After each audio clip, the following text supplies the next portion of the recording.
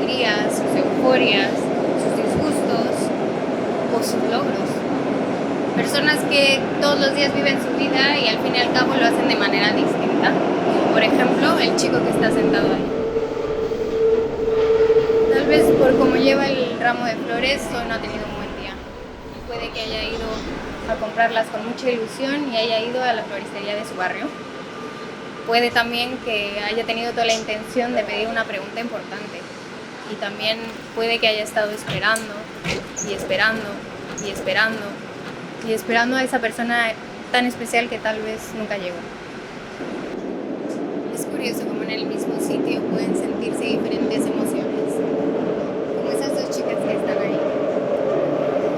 Llevan todo el trayecto juntas, hablando y riéndose. Así que puede que se conozcan de antes o puede que se hayan conocido en la entrada. Puede que una se haya fijado en la otra y que con la simple pregunta de perdona, ¿qué libro estás leyendo? Todo haya comenzado. Y a partir de ahí llevan hablando de mil cosas, con mucha timidez pero sonriendo de oreja a oreja.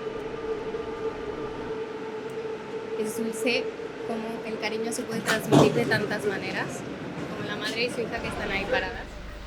Seguramente la madre ha salido de trabajar, ha ido a buscar a su hija al cole, le ha dado algo de merendar y de ahí se han venido charlando de lo que ha pasado con ella en el cole.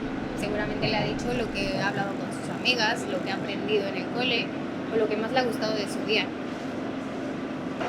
Al fin y al cabo eso es lo bonito de todo esto, el ver cómo se reúnen diferentes vivencias, diferentes personalidades y diferentes sentimientos y conviven en conjunto de